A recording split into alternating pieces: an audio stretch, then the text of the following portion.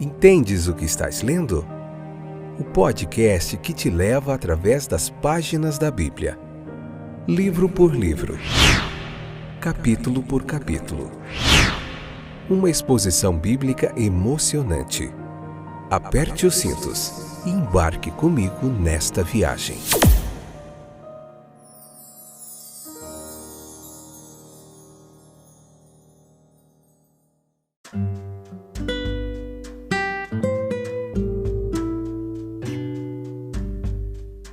Olá, povo animado para estudar a Bíblia, vocês são fera mesmo, hein? Estão sempre firmes e constantes aí. Eu sou o Fábio, para aqueles que ainda não sabem, e eu tô aqui novamente, tenho me dedicado há muitos anos ao estudo do texto bíblico, ao ensino, e a gente tá quase 2 anos aqui, né? Agora dia 2 de maio vai fazer 2 anos que a gente está estudando a Bíblia, juntos, capítulo por capítulo, nesse formato de estudo sequencial, com muita teologia bíblica, se debruçando sobre mais de 100 eruditos e comentaristas bíblicos aí para me apoiar aqui, para trazer um estudo, uma interpretação histórico-gramatical dentro de uma exegese bem fidedigna, que é o texto bíblico, sem viajar na batatinha, sem ensinar bobagem para você. Infelizmente, muitas igrejas, alguns lugares, né, não têm dado muita ênfase ao ensino bíblico, né, focado mais em eventos, e é triste isso, porque o principal ponto lá em Atos dos Apóstolos que nos ensina, a igreja deveria focar no ensino e na oração, e hoje tem muita coisa muito confusa por aí, e minha intenção aqui é essa, trazer um ensino bíblico gratuito e de qualidade para você, tentando suprir essa lacuna aí, que muitos cristãos bem intencionados e desejosos de aprender mais o texto bíblico não têm encontrado. Alguns não têm condições de pagar um curso teológico, outros até têm, mas o curso teológico normalmente é outro foco, é um estudo mais sistemático, dividido em teologias. Aqui a teologia está inserida dentro desse ensino de capítulo por capítulo, você entender mais o texto bíblico. A teologia aqui é só um apoio para a gente entender o texto, e não o texto ser um apoio para se falar de teologia. Existe muita diferença nisso, mas enfim, outra hora a gente se aprofunda sobre isso. Mas vamos concluir aqui sobre o jubileu que a gente estava vendo. Então, o jubileu, ele fala de redenção aquele ano ali, o 50º ano. Esse assunto está intimamente ligado ao do jubileu, o assunto redenção. Porque a redenção da lei, ela também prefigurava a redenção do evangelho. A gente viu que eles eram libertados escravos, eram devolvidas propriedades, então era um ano de muita festa. Então veja que essa redenção pela lei, ela prefigura a redenção pelo evangelho. Veja que também tudo isso está relacionado também a eventos futuros, né? Então, sob essa luz, nós vamos considerar alguns pontos aqui hoje para a gente concluir.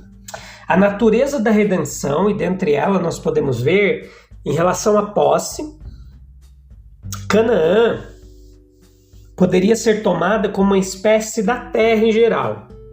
Então vamos lá.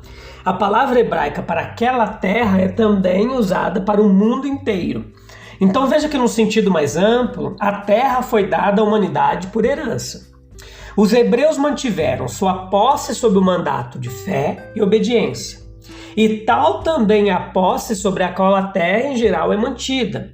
Veja que assim como a expulsão de Adão do Éden trouxe vividamente para ele a sua perda do direito à terra, assim a perda de Canaã manteve viva no israelita a lembrança das consequências da queda.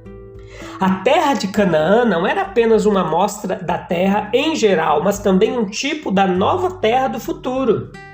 O Éden também era uma figura semelhante como o jardim. E como o jardim, vamos voltar. O Éden também era uma figura semelhante. Então, como o jardim, Canaã era a glória de todas as terras, a representatividade disso. Embora o príncipe deste mundo aí, o vilão, Satanás, seja o Deus deste mundo, né? O mundo jaz no maligno, o verdadeiro herdeiro, mesmo sendo mantido fora de sua herança, mas não foi tirado o título, o pertencimento dele. Não pode ser tirado. E essa foi uma das lições importantes do jubileu e da lei da redenção, versículos 23, versículo 24, versículo 28, e também lá no Novo Testamento, Efésios 1:4, Hebreus capítulo 11, versículo 9 e 14, nos explica isso. Pelo pecado, não apenas perdemos nosso direito ao Éden, a Canaã, a velha terra, a nova terra, mas também nos tornamos escravos. Mas há redenção para o escravo hebreu. Ele pode se redimir se tiver os meios. O seu parente mais próximo tem o direito de redenção, versículos 25 e 26. Ele pode ser redimido pelo seu irmão hebreu, olha lá um exemplo também, Neemias capítulo 5, versículo 8. Assim, para o verdadeiro penitente e devoto, como os hebreus são do povo da lei, há redenção no Evangelho. A lei não prevê a redenção do estrangeiro que não pode comprar a liberdade para si mesmo. No entanto, ele pode ser objeto de misericórdia. O Evangelho, semelhantemente, alcança aqueles a quem a lei desencoraja.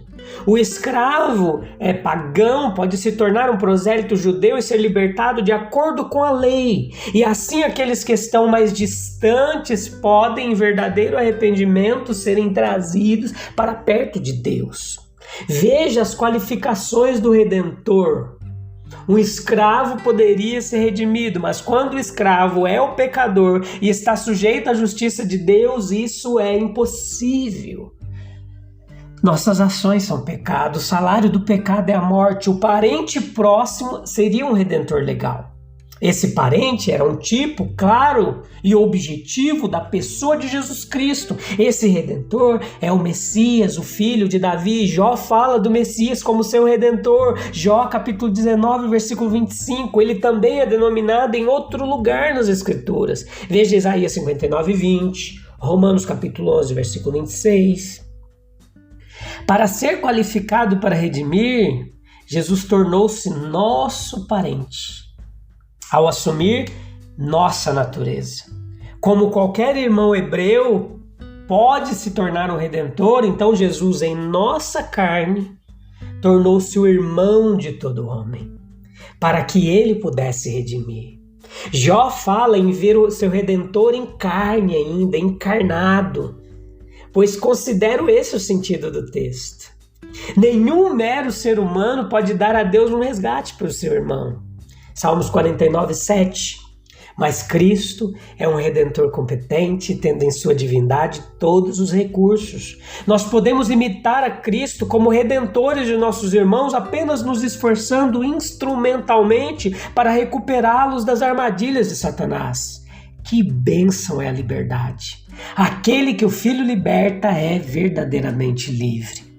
A equidade das leis mosaicas, elas têm ilustrações impressionantes nas palavras que vimos até agora. Nós vemos na gentileza para com os pobres. As suas necessidades devem ser supridas, embora sejam estrangeiros. O estrangeiro com o hebreu e, portanto, sujeito à sua lei, é reconhecido como irmão. Veja os versículos 35 e 36. Para que teu irmão viva. Os direitos de propriedade não devem substituir os de existência. Mateus capítulo 6, versículo 25. Para que teu irmão viva contigo, é o que diz o texto. As mãos dos pobres são tão necessárias para os ricos quanto a riqueza dos ricos para os pobres. Os motivos da misericórdia, eles são edificantes. Eu sou o Senhor teu Deus. Eu estou em um relacionamento de aliança com você, eu tenho o direito de exigir isso de você. Eu te tirei da terra do Egito. A lembrança de tuas misérias no Egito deve influenciar-te a considerar as do pobre estrangeiro. Eu dei a vocês a terra de Canaã. Tudo isso diz o texto. Gratidão a Deus deveria mover eles.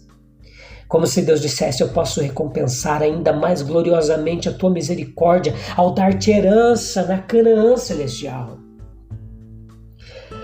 Havia uma gentileza para com o escravo. O hebreu deveria mostrá-la não apenas para seu irmão, mas também para o estrangeiro. No entanto, há uma diferença. O escravo hebreu ele sai no jubileu, mas o poder de um mestre hebreu sobre o estrangeiro não era removido.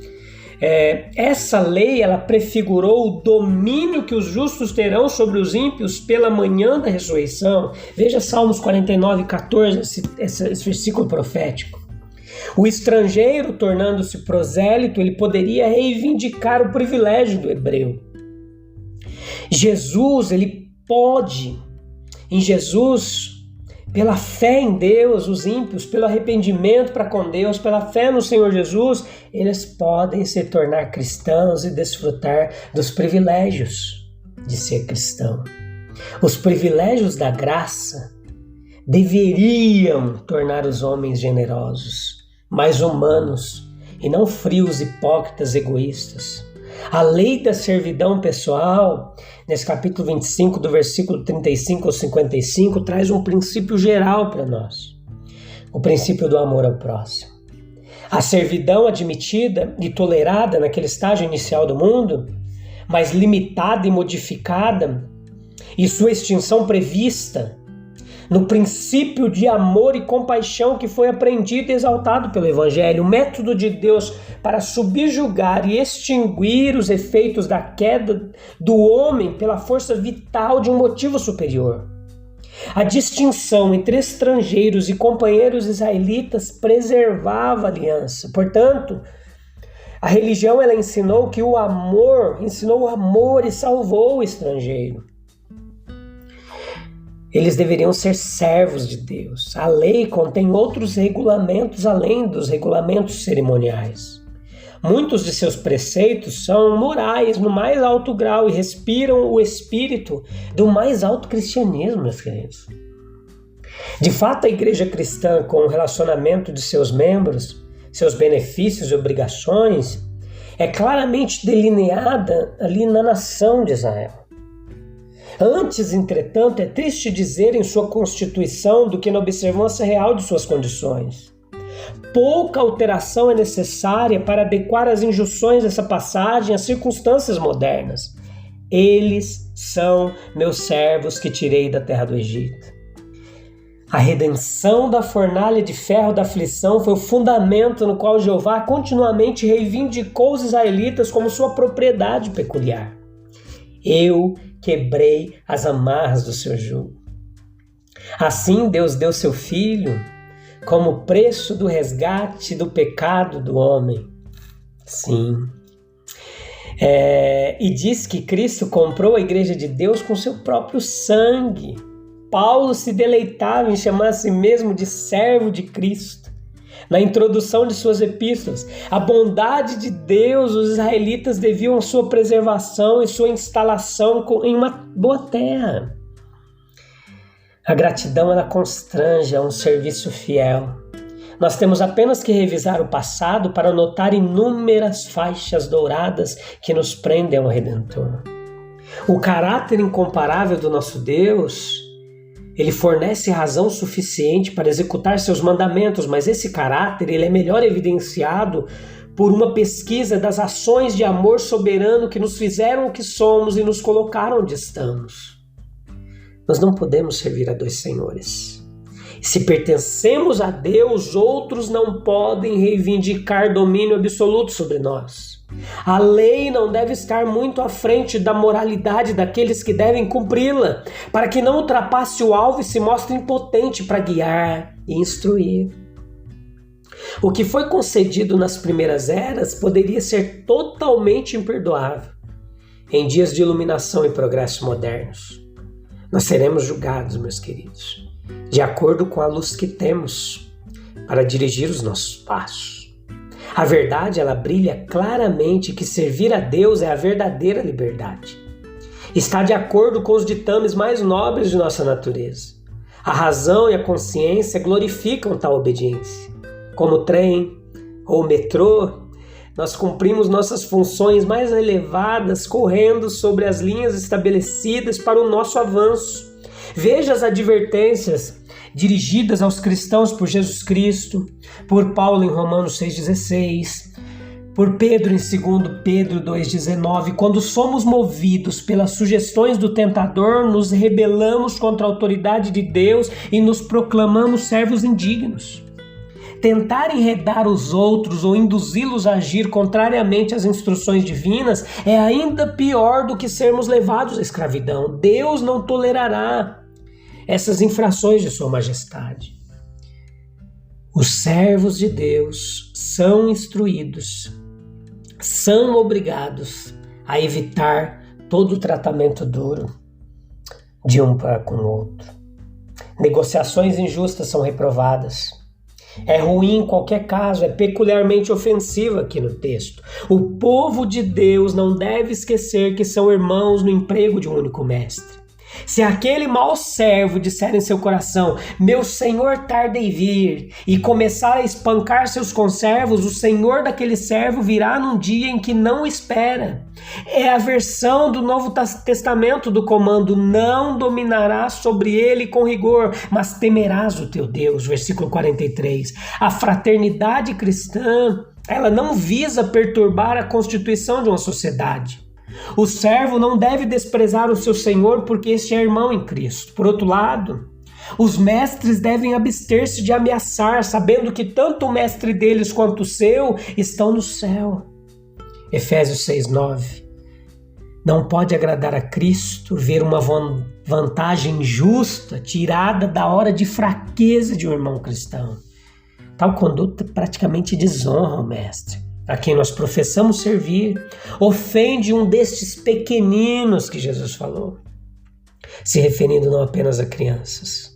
Além disso, os conservos devem aliviar as necessidades uns dos outros, ou seja, fortalecer uns aos outros. Deve existir um vínculo de união entre eles.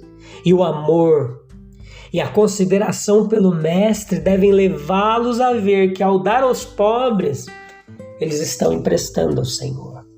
Tá bom, meus queridos? Que joia foi esse capítulo 25, aprender do jubileu.